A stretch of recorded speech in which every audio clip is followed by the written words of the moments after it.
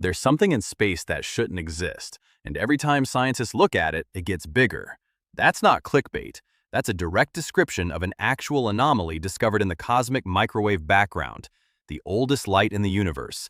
And it's one of 4 things I'm going to show you today that progressively get more terrifying the deeper we go. This video starts at, "That's weird." It ends at, "That might be evidence that something outside our entire universe collided with it." And each step along the way is worse than the last. Remember a few episodes ago, we talked about ancient myths, stories from 3 different civilizations on 3 different continents that all described the same catastrophe. And then last video, we saw how those catastrophes created rules that people still follow today without knowing why. Well, here's what I keep thinking about. Those were all things that happened on Earth, things humans experienced. Things we could dig up and confirm with dirt and clay layers and pottery fragments. But what happens when the anomaly isn't in the ground? What happens when it's above us? When it's so far away that we can't dig it up, can't touch it, and in some cases, can't even see it? That's where we're going today. 4 anomalies, each one bigger than the last, each one more unexplained. Let's start small. Well, small. Level 1, the Boötes Void, the Great Nothing. In 1981, a team of astronomers led by Robert Kirshner at the Harvard-Smithsonian Center for Astrophysics was mapping the positions of galaxies in 3D space. Standard procedure. You survey a slice of the sky, you mark where each galaxy sits, and you start building a map of cosmic structure. Galaxies aren't random. They cluster together along filaments and walls and superclusters. The universe has architecture. It has a pattern. And then they pointed their survey toward the constellation Boötes, and the pattern disappeared. There was nothing there. Not fewer galaxies, nothing. They found a region of space 330 million light-years across. 330 million! With almost no galaxies in it. For context, the Milky Way is about 100,000 light-years across. You could fit over 3,000 Milky Ways side by side across this void and still have room left over. It is the largest known empty region in the observable universe. Scientists call it the Boötes Void. Some call it the Great Nothing.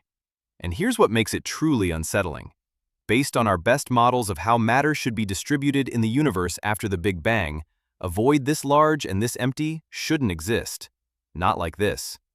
Later surveys found roughly 60 galaxies inside it, arranged in a thin tube running through the middle. But 60 galaxies in a space that should contain thousands is basically nothing. It's like walking into a city the size of Texas and finding 60 people. If you lived on a planet inside the Boötes Void, you wouldn't have known other galaxies existed until the 1960s. Your telescopes wouldn't have been powerful enough to reach the edges. Your entire civilization would have looked out into the night sky and seen almost nothing. You would have grown up thinking the universe was empty. And honestly, that idea literally messed me up for a while. The idea that where you are in the universe changes what you think the universe is. That's honestly wild when you sit with it. But okay, that's level 1. A huge empty space. Weird, unsettling, but not threatening. Nobody's being harmed by the Boötes Void. It's just there, being empty. Except that's nothing compared to what's next. Level 2, the Great Attractor, the invisible pull. Right now, right this second, the Milky Way is moving. Not just spinning in place, moving through space at about 600 kilometers per second. That's over 2 million kilometers per hour. And it's not just the Milky Way. Every galaxy in our local cluster, in our entire supercluster, a structure called the Laniakea Supercluster, which contains over 100,000 galaxies, is being pulled in the same direction, toward one specific point in space. Scientists call it the Great Attractor, and the problem is, we can't see it. The Great Attractor sits about 250 million light-years away, in a region of space called the Zone of Avoidance, which is genuinely what astronomers call it. The Zone of Avoidance is the strip of sky blocked by the Milky Way's own disk. Our galaxy's dust and stars and gas are so dense in that direction that we literally cannot see through them. It's like trying to read a sign through a brick wall. We know the Great Attractor is there because we can measure its gravitational effect. The math is undeniable, but we can't look at it. In 2016, Researchers theorized it might be the nearby Vela Supercluster, a massive concentration of galaxies about 870 million light-years away. Others think it's part of an even larger structure called the Shapley Supercluster, one of the biggest concentrations of matter in the observable universe. But here's the thing that honestly keeps me up. Even when you add up all the galaxies that should be in that direction, all the mass we can detect and estimate, the numbers still don't fully explain the pull. The gravitational force implied by the motion of galaxies is stronger than what the visible and dark matter in that region can account for. Something else is there, something we either haven't found or can't detect.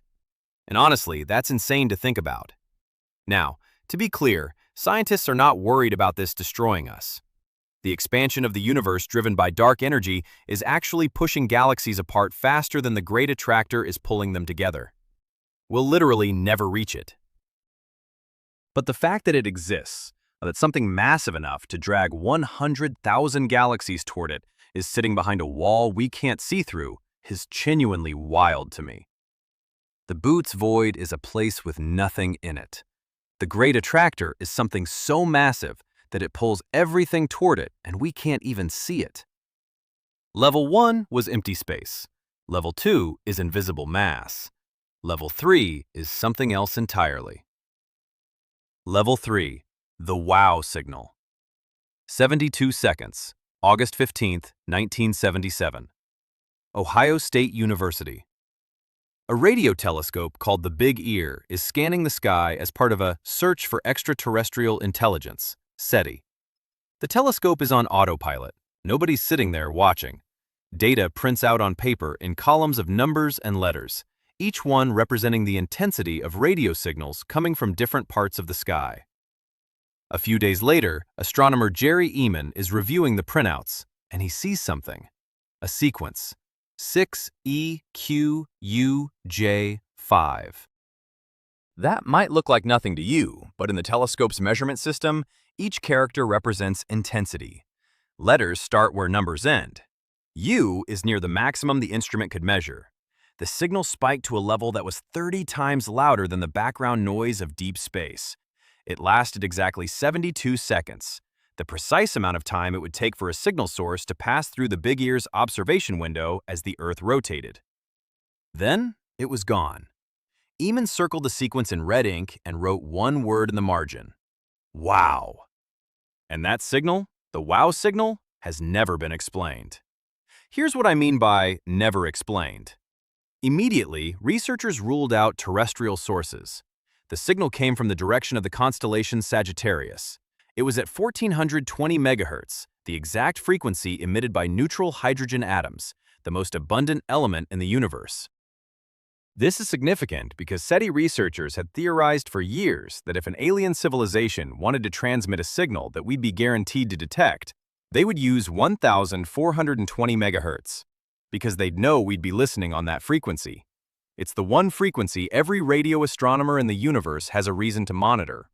The signal appeared in only one of the telescope's 2 feed horns, which means whatever produced it didn't move across the sky the way satellites or aircraft do.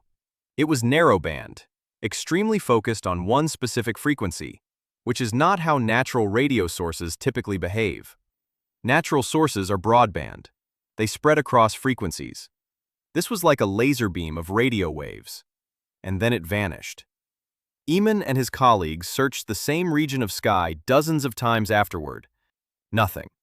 The Big Ear continued operating until 1998. Nothing. In 2022, the Breakthrough Listen initiative used the Green Bank Telescope and the Allen Telescope Array to search the area. Nothing. In 2017, a researcher named Antonio Paris proposed that a comet passing through the area might have produced hydrogen radiation that mimicked the signal. This theory was widely dismissed by the original Big Ear team. The comet wasn't in the right position. Comets don't produce narrowband signals at that frequency, and the signal appeared in one feed horn but not the other, which a diffuse comet emission couldn't explain. Then, in 2024, a team led by Abel Méndez from the University of Puerto Rico found something genuinely interesting. In archived data from the Arecibo Observatory, they discovered several wow-like signals, not as strong, but with similar characteristics. Their hypothesis, a distant magnetar, a type of neutron star with an insanely powerful magnetic field, might have blasted radiation through a cold hydrogen cloud, exciting the hydrogen atoms and causing them to glow intensely at 1,420 megahertz for a brief period. A rare, specific alignment of a magnetar, a hydrogen cloud, and Earth. This is the most promising natural explanation so far, but it's not confirmed. The paper is still being revised, and as Méndez himself said, this study doesn't close the case, it reopens it. So what are we left with? A 72-second signal from the direction of Sagittarius, at the one frequency a civilization would use to say hello, that appeared once, that has never repeated, and that still, nearly 50 years later, has no confirmed explanation. I'm not saying it was aliens, but I am saying that every time someone proposes an explanation, it falls apart under scrutiny. That signal is honestly one of the strangest things ever recorded. And it's literally been almost 50 years. Okay, mid-video. If you're still here, subscribe. Seriously, I'm putting out videos 3 times a week, and the next one is about cults, and how signals like this one created entire communities of believers. You don't want to miss that. Now, level 4. This is the one that made me put my phone down and just stare at the ceiling for a while. Level 4. The CMB Cold Spot, the cosmic bruise. To understand this one, you need to know about the cosmic microwave background, the CMB. The CMB is the oldest light in the universe. It's radiation left over from about 380,000 years after the Big Bang, when the universe cooled enough for photons to escape and travel freely through space. That light has been traveling ever since, and it fills the entire sky. When you look at the CMB, you're looking at a baby photo of the universe itself. Now, the CMB is almost perfectly uniform. Almost. There are tiny temperature fluctuations, variations of about 18 millionths of a degree. These fluctuations are the seeds that eventually grew into galaxies, clusters, and the large-scale structure of everything. They're predicted by the standard cosmological model, and they behave exactly the way physics says they should, except in one spot. In 2004, NASA's WMAP satellite found a region of the CMB that is significantly colder than everything around it. Not slightly colder, 70 millionths of a degree colder than average. At some points, 140 millionths of a degree below average. That sounds small, but in CMB terms, it's enormous. The cold spot spans about 5 degrees of the sky, 10 times the apparent diameter of the full moon, and it sits in the direction of the constellation Eridanus. And the standard model can't easily explain it. The leading theory was that a massive supervoid, a huge region of space with very few galaxies, might be responsible. The idea is called the integrated Sachs-Wolf effect. When CMB photons travel through an expanding void, they lose a tiny bit of energy, making that region of the sky appear colder. And in 2015, researchers did find a supervoid in that direction, the Eridanus supervoid, 1.8 billion light-years across and centered about 3 billion light-years away. It was confirmed by the Dark Energy Survey in 2021 using gravitational lensing data. It's real. It's the largest void ever detected. But here's the problem.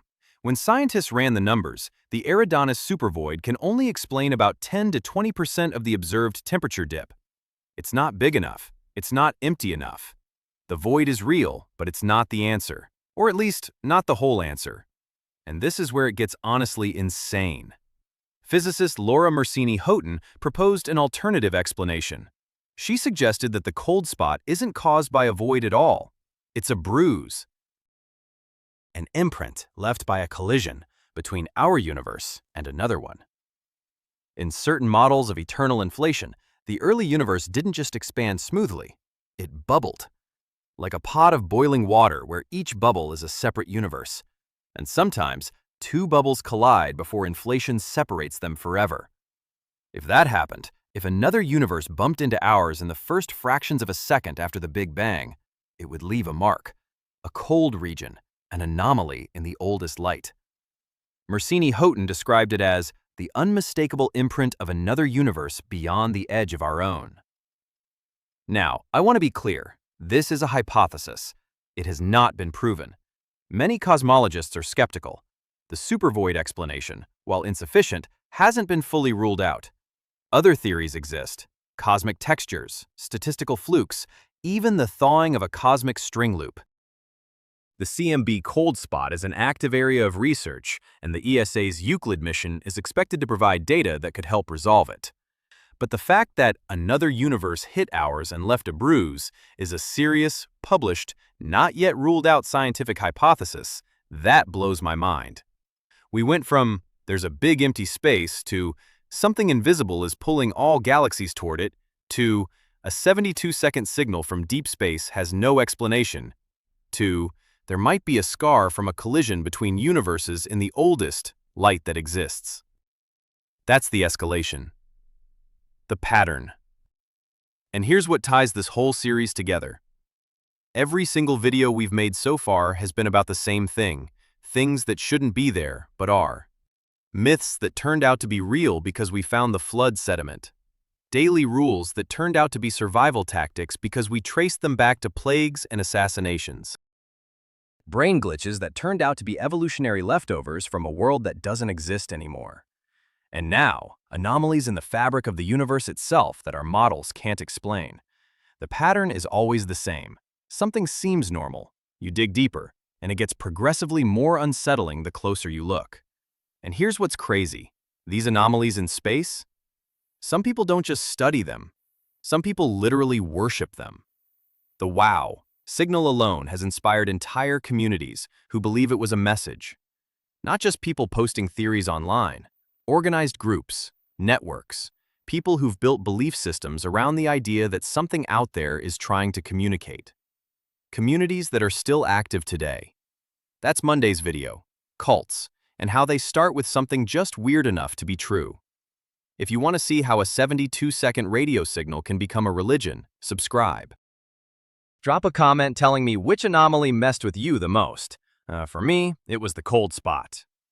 The idea that we're looking at a bruise from another universe in 14 billion-year-old light. I don't know about you, but I'm honestly still thinking about that. I'll see you Monday.